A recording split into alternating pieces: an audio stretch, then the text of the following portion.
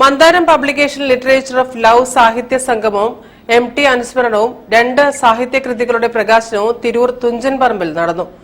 ഞാൻ അറിഞ്ഞ MT, വായിച്ചോക്ക എന്നീ 2 പുസ്തകങ്ങളുടെ പ്രകാശനമാണ് നടന്നത്.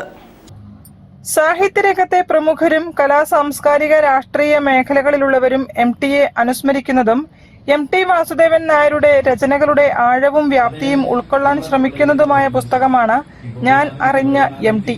എഴുത്തുകാരൻ റഷീദ് വെന്നിയൂരാണ് ഈ പുസ്തകത്തിന്റെ എഡിറ്റർ.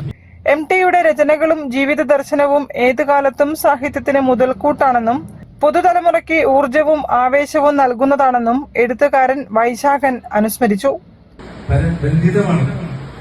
പക്ഷേ ഇന്നത്തെ കിട്ടുന്ന സമയം ഉപയോഗിച്ച് എഴുതുകയാണ് നമ്മുടെ കുട്ടികൾ. അപ്പൊ അവരെ പരമാവധി പ്രോത്സാഹിപ്പിക്കണം, അവരവരെ പ്രകടിപ്പിക്കണം. മന്ദാരം ബ്രാൻഡ് അംബാസഡറും ചലച്ചിത്ര താരവുമായ രമാദേവി അധ്യക്ഷയായിരുന്നു. കുറുക്കോളി മൊയ്തീൻ MLA ഉദ്ഘാടന കർമ്മം നിർവഹിച്ചു.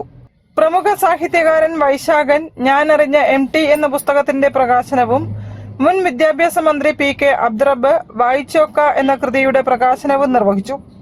ലോക കേരള സഭാ അംഗം PK കബീർ സലാല, സാഹിത്യ നിരീക്ഷക സത്യവതി മാരായത്ത് എന്നിവർ പുസ്തകങ്ങൾ ഏറ്റുവാങ്ങി.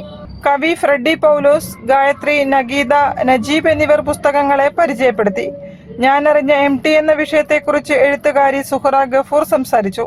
Journalist Riyas S Khan, doctor Clarice Tomy, കവി പാലോട്ട് ജയപ്രകാശ് തുടങ്ങിയവരും സംസാരിച്ചു.